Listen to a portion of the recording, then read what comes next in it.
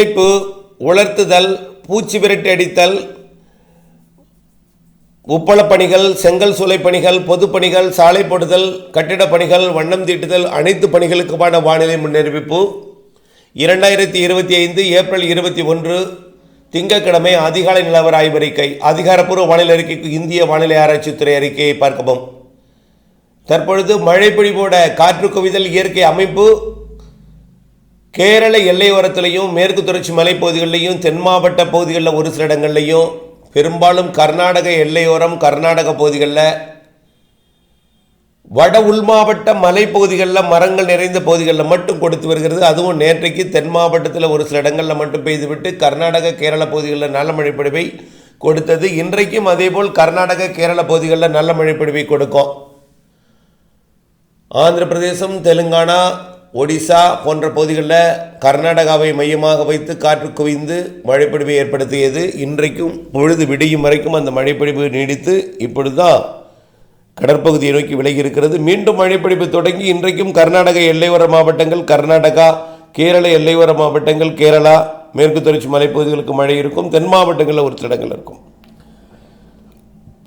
இப்போ பல்வேறு இடங்களில் அறுவடை பணிகள் நடைபெற்றுக் கொண்டிருக்கிறது. நிலக்கடலை அறுவடை, மஞ்சள் அறுவடை, மரவள்ளி அறுவடை, உளுந்து அறுவடை, பல்வேறு அறுவடைகள்.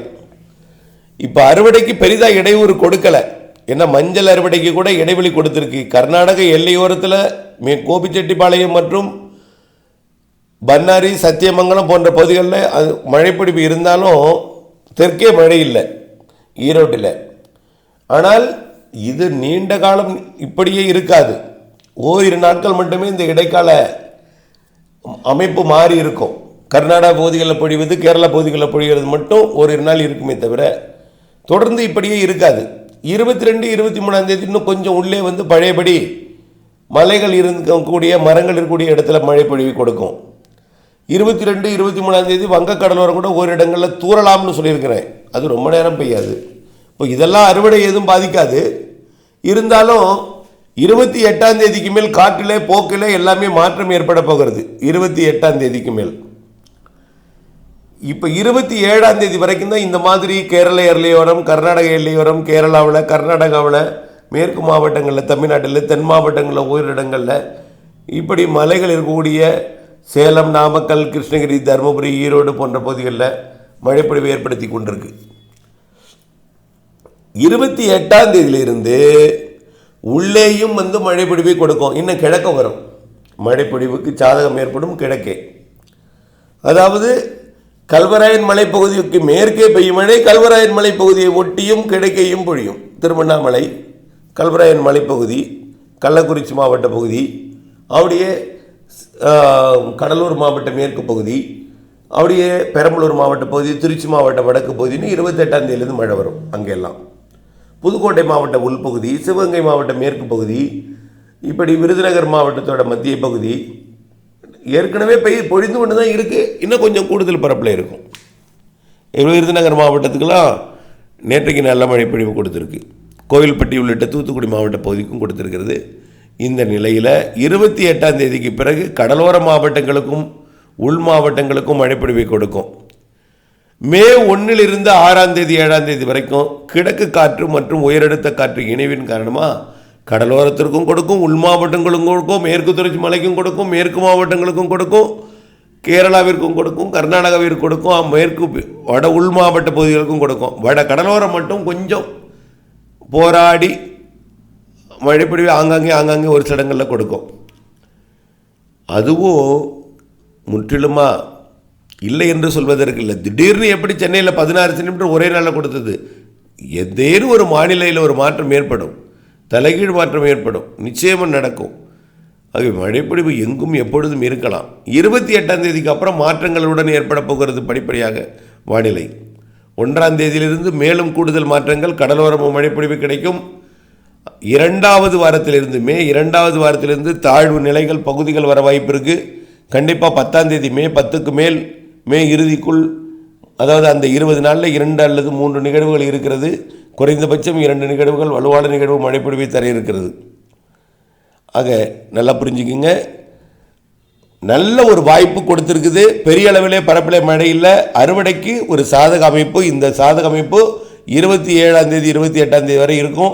இதை பயன்படுத்தி அறுவடையை விரைந்து முடித்திடுங்க. நிலக்கடலை அறுவடை, உடுமலைப்பேட்டை, ஆர்வேலூர், முக்கோணம் பகுதி நிலக்கடலை அறுவடை மற்றும் பல்வேறு மாவட்டங்களில் நிலக்கடலை அறுவடை, ஈரோடு மாவட்டம் மஞ்சள் அறுவடை, திருச்சி மற்றும் அரியலூர், பெரம்பலூர், கடலூர் மாவட்டத்தில், கள்ளக்குறிச்சி மாவட்டத்தில் மரவள்ளி அறுவடை எல்லாமே வரக்கூடிய 27ஆம் தேதிக்குள் முடிச்சிங்க. 28ஆம் தேதியிலேருந்து மழை பொழிச்சம் பரப்பில் படிப்படியாக கூட வாய்ப்பு இருக்குது. மே முதல் வாரத்தில் இன்னும் கொஞ்சம் பரப்பில் கூடியிருக்கும். மழை கடலோரமும் உள் மாவட்டங்களுக்கும் எட்டும் என்பதில் மாற்றமில்லை. ஆக கண்டிப்பாக 28க்கு மேல் வானிலையில் மாற்றம் ஏற்பட்டு மழைப்பிடிப்பு கொஞ்சம் கூடுதல் பரப்பாகி மே முதல் வாரத்தில் இன்னும் கூடுதலாகி 2வது, 3வது, 4வது வாரத்தில் நல்ல மழை இருக்குது. அடுத்தபடியாக இது எதுக்கெல்லாம் பொறிஞ்சிருக்கும் நான் சொன்னதுன்னா அறுவடைக்கு பொறிஞ்சிருக்கும். பூச்சி விரட்டி அடித்தலுக்கு என்ன பொறிஞ்சிருக்கும்? மாலை இரவு மழை தான். அதனால் மதிய வரைக்கும் நீங்கள் எந்தவித அச்சுறுத்தலும் இல்லாமல் நீங்கள் பூச்சி விரட்டி அடிக்கலாம். அடுத்தது உலர்த்துதலும் மாலை இரவு மழை தான். அதுவும் மேற்கு மாவட்டங்களுக்கு தான் மழை, தென் மாவட்டங்களுக்கு தான் மழை. 28க்கு மேலே தான் பரவலாகுது. அதனால் நீங்கள் உலர்த்துதலை நீங்கள் துணிச்சலாக செய்யலாம். மாலை வந்தால் மூடிடணும். அடுத்தபடியாக உப்பளப்பணிகளை பொறுத்த வரைக்கும் இதுவரைக்கும் உப்பளத்தை பாதிக்கும் அளவுக்கு ஏப்ரலில் பெரிய மழை இல்லை. ஆனால் மழை இருந்தது, உப்பள பகுதிக்கு இல்லை. டெல்டாவில் 2 மழை பெஞ்சது, கனமழை 10 சென்டிமீட்டர் வரைக்கும் மட்டும் திருத்துறைப்பூண்டியில் பெய்தது. தலைஞாயிறு வேதாரணத்தில் பெரிதாக இல்லை. தகட்டூரில் கூட பெய்தது. அதே போல் சென்னை உள்ளிட்ட பகுதிகளுக்கு பழவேற்காட்டு பகுதியில் அதிக மழை பொழிவை கொடுத்துச்சு. ஆனால் அந்த உப்பள பகுதிகளில் பெரிதாக இல்லை. சென்னையில் கொடுத்தது, திருவள்ளூர் மாவட்டம் உள்பகுதி கொடுத்தது, அங்கே கூட உப்பளம் பாதிக்கல. ஆனால் கனமழை பொழிவு 16 சென்டிமீட்டர் வரைக்கும் பழவேற்காடு சுற்றுவட்டார பகுதியில் கொடுத்துருக்கு. உப்பளத்துக்கு பெரிதாக பாதிப்பு இல்லை. அதே போல் மரக்காணம் வரைக்கும் வந்துச்சு, மரக்காணத்துக்கு போயில. ஆகவே இதுவரைக்கும் உப்பளத்துக்கு பாதிப்பு இல்லாத ஒரு நிகழ்வு ஓடிட்டுருக்கு. ஆனால் இது மே மாதத்தில் கை கொடுக்குமா என்பது கொஞ்சம் சந்தேகம். மே மாதத்தில் மழை இருக்குது. கடலோரத்திற்கு மே மாதம் மழை இருக்குது. முதல் வாரத்திலிருந்தே லேசான மழையாக அவ்வப்பொழுது இருக்கும். முதல் வாரம் கூட பெருசாக பாதிக்காது. 2வது, 3வது, 4வது வாரம் 10ஆம் தேதிக்கு மேலே நல்ல மழை தெரிகிறது உப்பள பகுதிகளுக்கும். அதே போல் செங்கல் சூளைப்பணி கயத்தாறு மற்றும் கயத்தாறு பகுதியாக இருந்தாலும் சரி, அதே போல் விக்கிரவாண்டி பகுதியாக இருந்தாலும் சரி, வரக்கூடிய 28ஆம் தேதிக்கு மேல் கடலோர மாவட்டங்களுக்கு மழை வரும்பொழுது, கயத்தாருக்கு நேற்றைக்கே மழை பெய்திருக்கும். நேற்று முன்தினம் நல்ல மழை. இன்றைக்கு வாய்ப்பு இருக்குது. கயத்தாருக்கு மட்டும் மழை வாய்ப்பு இருந்து கொண்டே தான் இருக்கும்.